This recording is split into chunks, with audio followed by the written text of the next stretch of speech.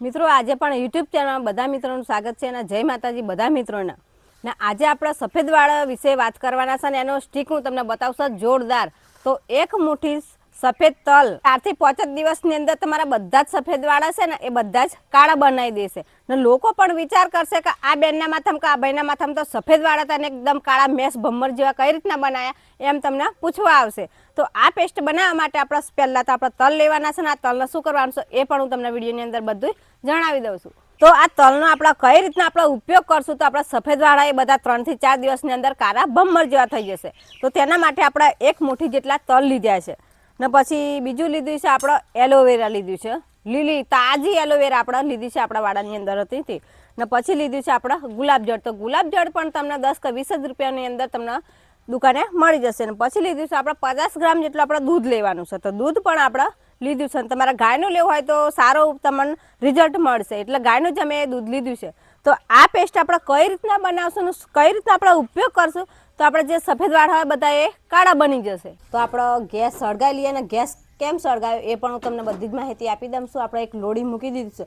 તો લોડી કેમ મૂકી છે કે આપણે ચોમાસું ચાલે એટલે આપણા તલ હવાવાળા હોય એટલે વટાય ના કે મિક્સરની અંદર દરાય ના. તો થોડુંક આપણે ગરમ કરી લઈએ અને હવા જે હોય એ બધી આપણે ઉડાડી મૂકીએ. તો આપણે 30 કે 40 સેકન્ડ સુધી આપણે શેકી નાખીએ પછી આપણે મિક્સરની અંદર વાટીને એનો પેસ્ટ બનાવી દેવાનો છે.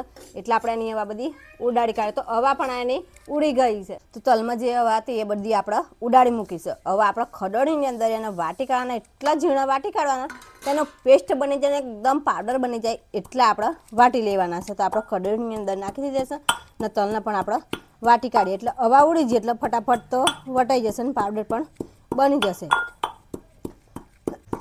તો આ તલ આપણો વટાઈ જાય ને પેસ્ટ બની જાય તો ને પછી આપણે મેં તમને જે વસ્તુ બતાવી છે એલોવેરા બતાવી છે, ગુલાબજળ બતાવી છે ને દૂધ બતાવ્યું છે એને પણ આની અંદર એડ કરવાનું છે ને કઈ રીતના એડ કરવાનું છે ને કઈ રીતના પેસ્ટ બનાવવાનો છે એ પણ હું તમને બતાવી દઉં છું.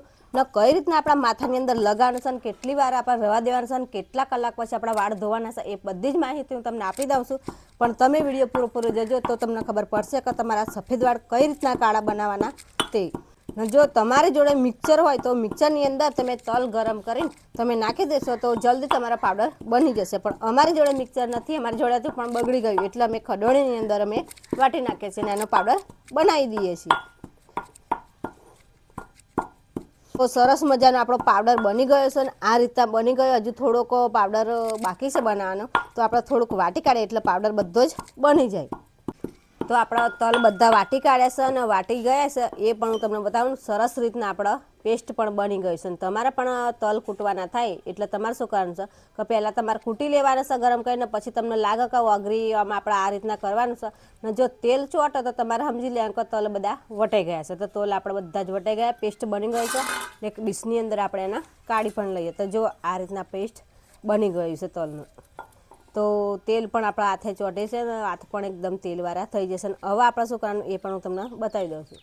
તમારા માથાની અંદર સફેદ વાળ કેમ થાય છે કે તમારા શરીરની અંદર મેલોનિમ આવે એ ઓછું થઈ જાય એટલે તમારા બધા સફેદ વાળ થઈ જાય. તો આપણા તલ એના માટે આપણે લીધું છે. તો તલની અંદર મેલોનિમ હોય એટલે આપણા જે સફેદ વાળ થતા હોય એ થવા નહીં દે. ને આપણા આવા સફેદ વાળ આ પેસ્ટ આપણે લગાવશું તો સફેદ વાળ હોય એ સફેદ વાળ આવે જ નહીં ને કાળા વાળ ફરીથી આવશે. તલ જે વાટેલા હતા પેસ્ટ બનાવેલું હતું એની અંદર આપણે હવે દૂધ નાખવાનું છે. તો ગાયનું દૂધ આપણે લીધું છે તો નાખવાનું કેટલું કે એનું પેસ્ટ બની જાય એટલું આપણે નાખવાનું છે.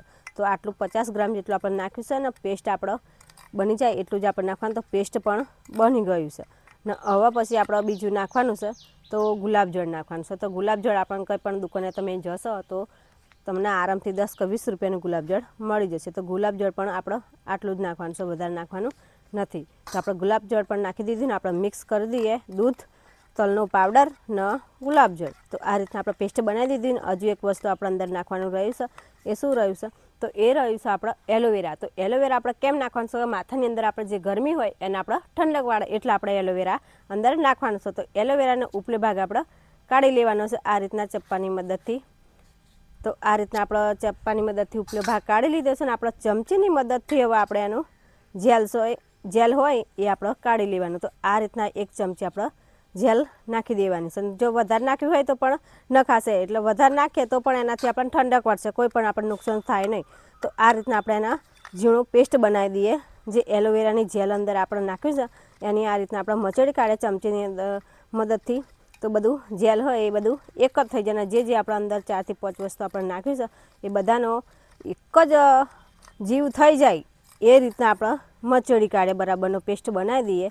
અને પેસ્ટ બનાવ્યા પછી આપણે શું આપણે પ્રોસેસ કરવાનું છે, કઈ રીતના આપણા માથાની અંદર લગાવવાનું છે, કેટલા કલાક રહેવા દેવાનું છે, અને કેટલા કલાક પછી આપણે કઈ પાણીથી આપણે માથું ધોવાનું છે કે શેમ્પૂથી માથું ધોવાનું છે એ પણ હું બધી માહિતી તમને આપી દઉં છું. તો વિડીયો તમે પૂરું જોજો તો આપણે જો એલોવેરાનું આપણે જે પેસ્ટ નાખેલું એ બધું જ એક થઈ જશે. આપણું પેસ્ટ બનીને આપણે તૈયાર થઈ જશે. અને આપણા ગુજરાતી ભાષામાં આનો પેસ્ટ કહેવાય છે, ને આપણા હિન્દી ભાષામાં આપણે શું કહીએ છીએ કે હેર માસ્ક કહીએ છીએ. તો આપણો હેર માસ્ક પાવરફુલ તૈયાર થઈ જશે. અને આપણે કઈ રીતના લગાવવાનું છે એ પણ હું તમને જણાવી દઉં છું. તો હેર માસ્ક આપણે તૈયાર થઈ જશે. અને આપણે લગાવવાનું કઈ રીતના, જે રીતના તમે મહેંદી લગાવો છો કે આપણા વાળ બધા જ માં આપણે લગાવી દેવાનું છે, એક પણ વાળ આપણે કોરો રહેવા દેવાનો નથી. ને વાળની મૂળની અંદર જાય એ રીતના પણ આપણે લગાવવાનું છે. તો આપણે તો આ જે બતાવવા માટે ખાલી સેમ્પલ જ આપણે તૈયાર કર્યો છે, અને થોડું જ આપણે બનાવ્યું છે સેમ્પલ માટે.